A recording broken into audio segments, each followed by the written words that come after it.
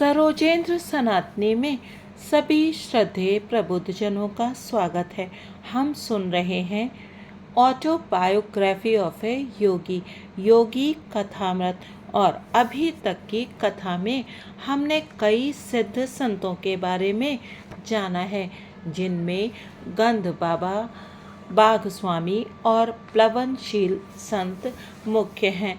अब हम जानेंगे भारत के महान वैज्ञानिक सर जगदीश चंद्र बोस जी के बारे में। प्रकरण 8। जगदीश चंद्र बोस ने वायरलेस का आविष्कार मार्कोनी से पहले ही कर लिया था।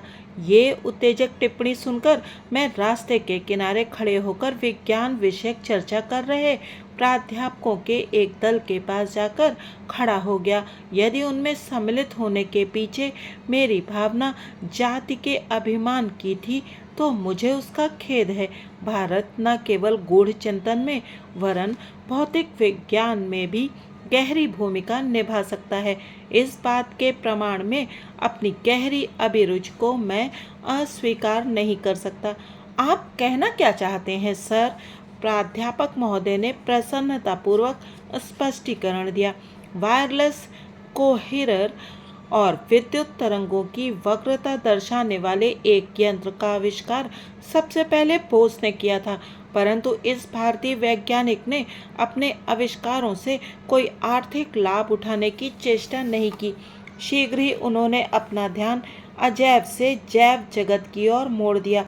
वनस्पति शास्त्रज्ञ के रूप में उनके द्वारा किए गए क्रांतिकारी आविष्कार उनके भौतिक विज्ञानी के रूप में किए गए मौलिक आविष्कारों से भी कहीं अधिक बढ़ चढ़कर हैं। मेरे ज्ञान में वृद्धि करने वाले प्राध्यापक महाशय का मैंने विनम्रतापूर्वक धन्यवाद किया। उन्होंने आगे कहा, ये महान वैज्ञानिक प्रेसिडेंसी कॉलेज में मेरे सह अध्यापक हैं। दूसरे ही दिन मैं उस ऋषि तुल्य महान ज्ञानवेत्ता से मिलने उनके घर गया, जो मेरे घर के पास ही था। लंबे समय से मैं दूर से ही उनके प्रति श्रद्धा भाव रखता आ रहा था। गंभीर, प्रशांत और एकांत प्रेमी वनस्पति शास्त्रज्ञ ने शिष्टता पूर्वक मेरा स्वागत किया। उनकी आयु 50 से 60 वर्ष के बीच थी। वे घने केश, विस्तीर्ण ललाट तथा स्वप्निल नेत्रों के रूपवान व्यक्ति थे। उनका शरीर सुगठित था। बोलने में उनका विशुद्ध उच्चारण उनके शुरू से ही वैज्ञानिक स्वभाव को दर्शाता था। पश्चिम की वैज्ञानिक सोसाइटियों की सभाओं में भाग लेकर मैं हाल ही में वापस आया हूँ। मेरे द्वारा आविष्कृत जीवन की अविभाज्य एकता दर्शाने वाले उपकरणों में उनके सदस्यों ने गहरी रुचि दिखाई। बोस कैस्कोग्राफ की परिवर्धन शक्ति, मैग्नीफाइंग पावर 1 करोड़ गुना है। माइक्रोस्कोप तो केवल कुछ सहस्त्र गुना ही परिवर्धन मैग्नीफाइंग करता है। फिर भी उसने जीव विज्ञान को तीव्र गति प्रदान कर दी, जीव विज्ञान में प्राण फूंक दिए। क्रेस्कोग्राफ अगणित मार्ग खोलता है। सर, आपने विज्ञान की अमूर्त बाहों से पूर्व और पश्चिम के आलिंगनबद्ध होने की प्रक्रिया को तेज करने के लिए बहुत कुछ किया है। मेरी शिक्षा कैम्ब्रिज में हुई। प्रयोगों के आधार पर ही किसी भी सिद्धांत की सूक्ष्म से सूक्ष्म जांच करने की पाश्चात्य पद्धति कितनी सराहनीय है। यह प्रयोग मूलक कार्य पद्धति मुझे अपनी पौवार्त्य विरासत में मिली। आत्म परीक्षण की क्षमता के साथ जुड़कर और भी अधिक प्रभावी हो गई। इन दोनों के जोड़ने मुझे दीर्घ काल से चले आ रहे प्रकृति जगत के मौन को तोड़ने में समर्थ बनाया। सारे भेद खोल देने वाले मेरे क्रेस्कोग्राफ के रेखा चित्र संदेह करने वाले किसी भी व्यक्ति के लिए यह प्रमाण है कि पेड़ पौधों में भी संवेदनशील स्नायु तंत्र होता है और उनका जीवन विभिन्न भावनाओं से युक्त भी होता है। प्रेम, घृणा, आनंद, भय, सुख दुख, मूर्छा और अन्य उत्तेजनाओं के प्रति असंख्य प्रकार की प्रतिक्रियाओं की भावानुभूति जिस प्रकार सब प्राणियों को होती है, उसी प्रकार सब पेड़ पौधों को भी होती है। सर, आपके इस क्षेत्र में आगमन से पहले तो सारी सृष्टि में व्याप्त जीवन की अद्वितीय धड़कन एक कवि की कल्पना मात्र लगती होगी। एक संत को मैं कभी जानता था जो कभी कोई फूल नहीं तोड़ते थे। वे कहते थे, गुलाब के पौधे से मैं उसका सौंदर्याभिमान कैसे छीन लूं, अपनी उद्दंडता से उसे विवस्त करके उसके आत्मसम्मान को धक्का कैसे पहुंचाऊं। उनके उन सहानुभूतिपूर्ण शब्दों को आपके आविष्कारों ने अक्षरशः यथार्थ सिद्ध कर दिया है। कवि सत्य से अंतरंग होता है, जबकि वैज्ञानिक अजीबो गरीब ढंग से उस तक पहुंचने का प्रयास करता है। किसी दिन मेरी प्रयोगशाला में आकर क्रेस्कोग्राफ के असंदिग्ध प्रमाणों को देख लो। कृतज्ञतापूर्वक मैंने आमंत्रण स्वीकार कर उनसे विदा ली। बाद में मैंने सुना कि उन्होंने प्रेसिडेंसी कॉलेज छोड़ दिया है और अब वे कोलकाता में एक अनुसंधान केंद्र स्थापित करने की योजना बना रहे हैं। जब बोस इंस्टीट्यूट का उद्घाटन हुआ तब मैं उस उद्घाटन समारोह में उपस्थित था। सैकड़ों उत्साही लोग संस्थान के परिसर में इधर से उधर घूम रहे थे। विज्ञान के इस नए पीठ की कलात्मकता और आध्यात्मिक प्रतीकात्मा को देखकर मैं मुग्ध हो गया। उसका प्रवेश द्वार सुदूर स्थित किसी प्राचीन मंदिर का अवशेष है। कमल पुष्पों से भरे एक जल कुंड के पीछे स्थित मशालधारी स्त्री मूर्ति नारी के लिए अमर प्रकाश दात्री के रूप में भारत के आदर को सूचित करती है। एक उद्यान में अगोचर ब्रह्म को समर्पित एक छोटा सा मंदिर है। मंदिर में मूर्ति विहीन रिक्त स्थान ईश्वर की निराकारता को सूचित करता है। इस उद्घाटन के महान अवसर पर सर जगदीश चंद्र बोस का भाषण ऐसा लग रहा था मानो वो सीधे किसी अंतः प्रेरित प्राचीन ऋषि के मुख से निःसृत हो रहा हो। इस संस्था को मैं आज केवल एक प्रयोगशाला के रूप में नहीं वरन एक मंदिर के रूप में समर्पित करता हूँ। उनकी आदरणीय महानता खचाखच भरे सभागृह पर एक अदृश्य चादर के समान छा गई। उन्होंने आगे कहा, अपनी खोज में मैं कब पदार्थ विज्ञान और प्रकृति विज्ञान के सीमा क्षेत्र में पहुँच गया मुझे पता ही नहीं चला। उस समय मेरा आश्चर्य बढ़ता ही गया जब मैंने देखा कि सजीव जगत और निर्जीव जगत के बीच की सीमा रेखाएं मिटती जा रही हैं और स्पर्श बिंदु उभरते जा रहे हैं। मैंने देखा कि निर्जीव निष्क्रिय नहीं था, वो तो असंख्य शक्तियों के प्रभाव में पुलकित हो रहा था। सब में एक समान प्रतिक्रिया धातु, वनस्पति और प्राणी को एक ही सामान्य नियम में बांधती प्रतीत हुई। वे सब थकान और खिन्नता के तत्व था एक समान लक्षण प्रदर्शित करते थे, जिनमें पुनः तरोताजा और हर्षोत्फुल्ल होने की संभावनाएं बनी रहती थीं। मृत्यु के साथ जुड़ी हुई स्थायी प्रतिक्रियाहीनता के प्रदर्शन में भी सब एक समान थे। इस विराट सामान्यत्व से विस्मय विभोर होकर मैंने बहुत बड़ी आशा के साथ अपने प्रयोगों के परिणामों को रॉयल सोसाइटी के समक्ष रखा, परंतु वहां उपस्थित प्रकृति विज्ञानियों ने मुझे उनके लिए सुरक्षित क्षेत्रों पर अतिक्रमण करने के बदले उस पदार्थ विज्ञान के क्षेत्र तक ही अपने अनुसंधान को सीमित रखने की सलाह दी जिसमें मेरी सफलता का भरोसा था। मैंने अनजाने में एक अपरिचित जाति व्यवस्था के क्षेत्र में घुसकर उसके शिष्टाचार का उल्लंघन कर दिया था। वहां अनजाने में एक धर्मशास्त्रीय पूर्वाग्रह भी कार्यरत था जो अज्ञान को भी धर्म के समान प्रश्नातीत मानता है। यह प्रायः भुला दिया जाता है कि जिस परम सत्ता ने हमें चारों ओर से सृष्टि के इस नित्य बढ़ते ही जाते रहस्य से घेर रखा है, उसी ने प्रश्न करने और समझने की इच्छा भी हमें प्रतिष्ठापित कर दी है। अनेक वर्षों तक लोगों की गलतफहमियों का शिकार बनते रहने से एक बात मेरी समझ में आ गई कि विज्ञान के उपासक का जीवन अनिवार्य रूप से अनंत संघर्ष से भरा होता है। लाभ और हानि, सफलता और विफलता को एक समान मानते हुए उसे अपना जीवन प्रेम श्रद्धा युक्त अर्घ के रूप में अर्पण करना पड़ता है।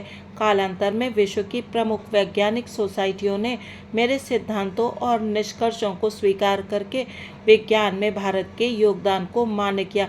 जो कुछ भी छोटा या सीमित हो, वह क्या भारत के मन को कभी तृप्त कर सकता है?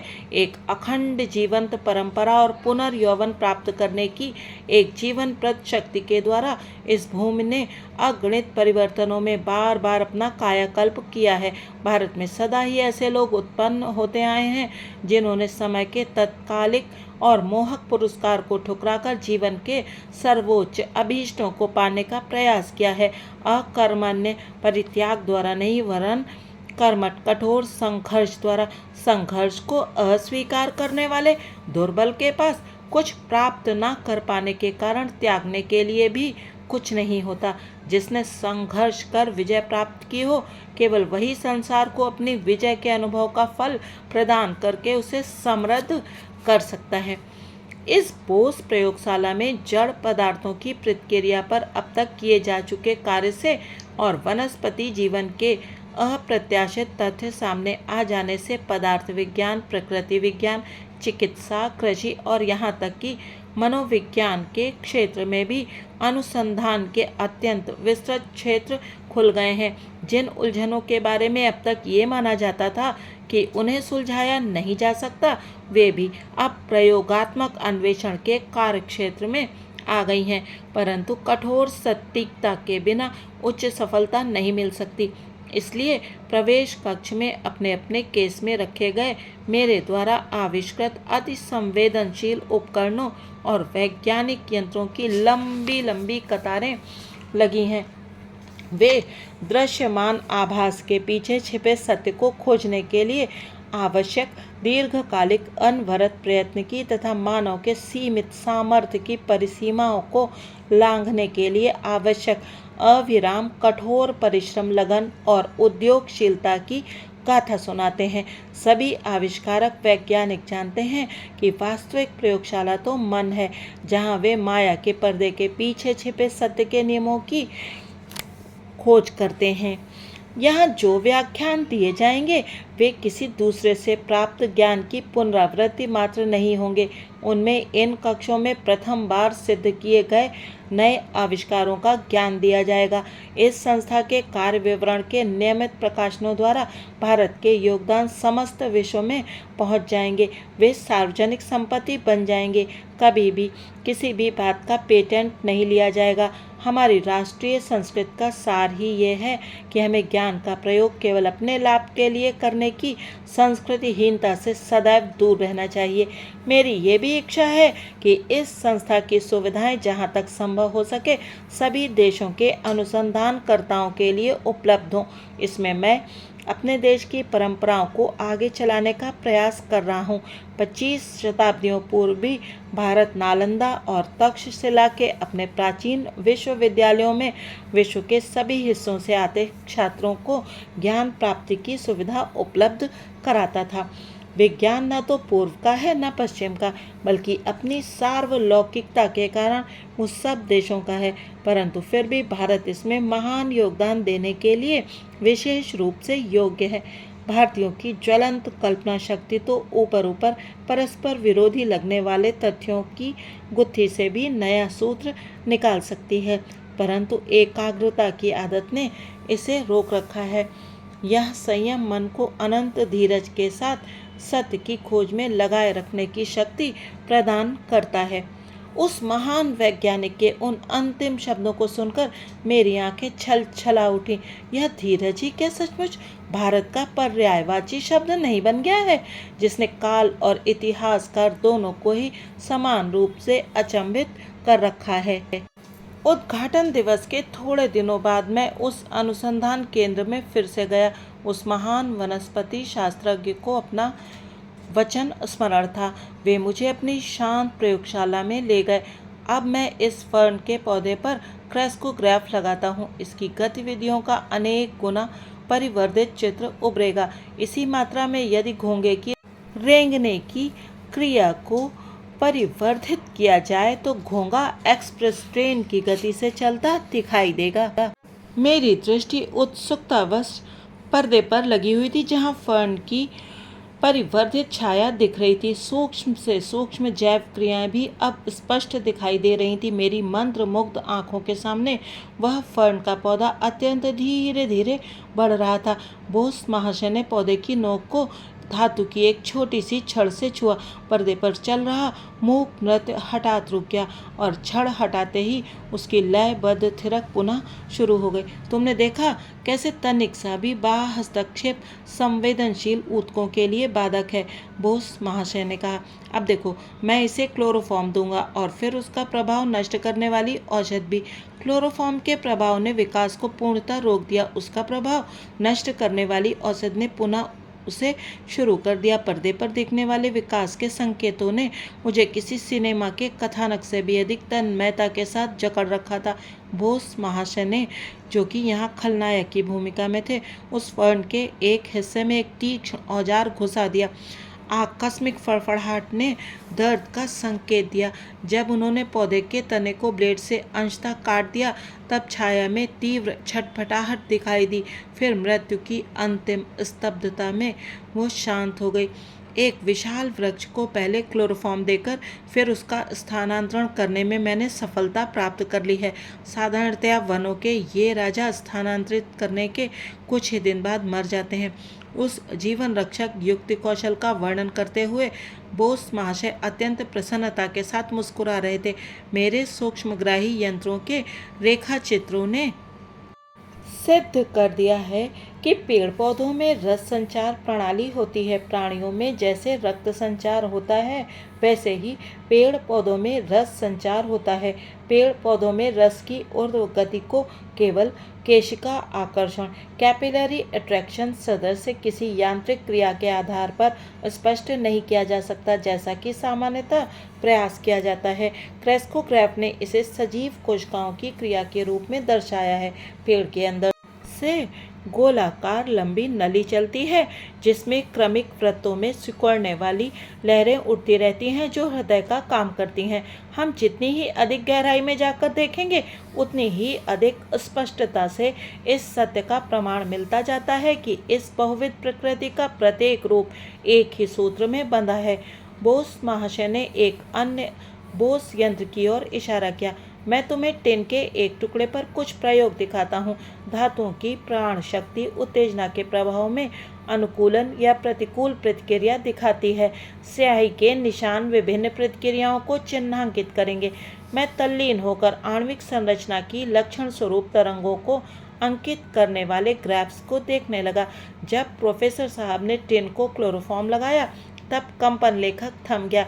जब धीरे धीरे उस टिन की सामान्य अवस्था लौट आई, तब वो पुनः शुरू हो गया। अब बोस महाशय ने एक विशाल रसायन लगाया। टिन के छटपटाते छोर के साथ साथ सुई ने अद्भुत रूप से रेखा चित्र पर मृत्यु की सूचना अंकित कर दी। वैज्ञानिक महोदय ने कहा, बोस यंत्रों ने प्रदर्शित कर दिया है कि कैंची और मशीनरी में प्रयुक्त इस्पात सदृश धातु भी थकते हैं और बीच बीच में विश्राम मिलने से उनमें पुनः ताजगी और कार्यक्षमता आ जाती है।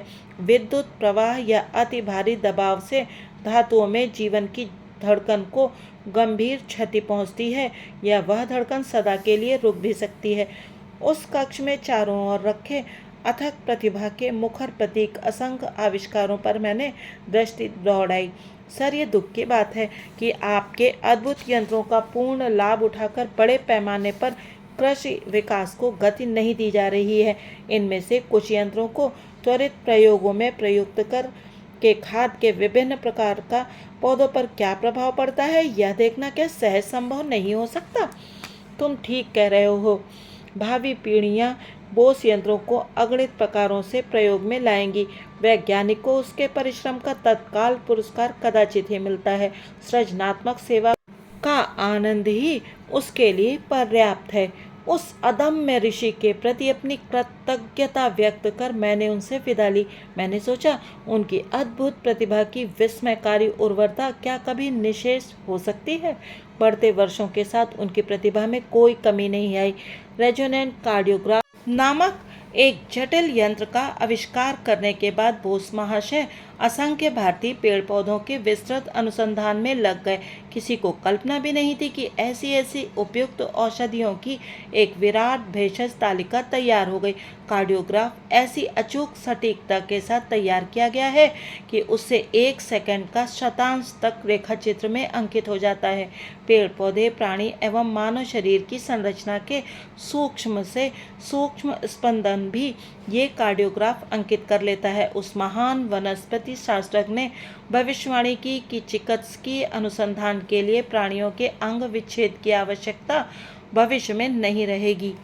कार्डियोग्राफ के प्रयोग से पेड़ पौधों के अंग विच्छेद से ही काम चल जाएगा। किसी औषधि के पौधे और प्राणी पर एक साथ किए गए प्रयोग के परिणामों के अंकन से साफ पता चलता है कि उन दोनों पर उस औषधि के प्रभाव में आश्चर्यजनक समानता है। उन्होंने स्पष्ट किया, मनुष्य में जो कुछ भी है उस सब का पूर्वाभास पेड़ पौधों में विद्यमान है। वनस्पति जगत पर प्रयोग प्राणियों और मानवों की यातना को कम करने में योगदान देंगे। कई वर्षों के बाद बोस महाशय के पथ प्रदर्शक वनस्पति आविष्कारों की अन्य वैज्ञानिकों के द्वारा पुष्टि की गई। कोलंबिया यूनिवर्सिटी में सन 1938 में किए गए शोध कार्य की रिपोर्ट द न्यूयॉर्क टाइम्स में प्रकाशित हुई। कविवर रवींद्रनाथ टैगोर भारत के इस आदर्शवादी वैज्ञानिक के अंतरंग मित्र थे। उन्हें संबोधित कर कविवर ने निम्नलिखित पंक्तियां लिखी थीं। हे तपस्वी, साम मंत्रों की जलद गंभीर गर्जना से पुकारो, उठो, जागो। शास्त्राभिमानी जनों और कुतर्कों से आहत बुद्धि पंडितों को पुकारो और उन्हें बेकार तर्कों का त्याग करने को कहो। उन मूढ़ दंभियों को इस सुविस्तृत संसार में आने की प्रेरणा दो। अपने शिष्यों का भी आह्वान करो कि वे कर्तव्य रूपी यज्ञ वेदी के चारों ओर एकत्र हों, जिससे हमारा भारत, हमारा प्राचीन देश अपने सच्चे स्वरूप को पुनः प्राप्त करे और कर्तव्य निष्ठा, श्रद्धा और ध्यान में अविचलित रहकर लोभहीन, द्वंद्वहीन, शुद्ध और शांत बनकर विश्व गुरु के आसन पर एक बार फिर अधिष्ठित हो। आज महान वैज्ञानिक के ऊपर लिखा गया प्रकरण यहीं समाप्त होता है। अगले अंक में परम भक्ति रस में निमग्न भक्तों और उनकी ईश्वर के साथ प्रेम लीला का वर्णन किया गया है। यदि आपको ये प्रस्तुति अच्छी लगी हो तो कृपया चैनल को सब्सक्राइब कीजिएगा और वीडियो को लाइक कीजिएगा। समस्त गुरुजनों के चरणों में सादर नमन के साथ आप सभी का बहुत बहुत धन्यवाद।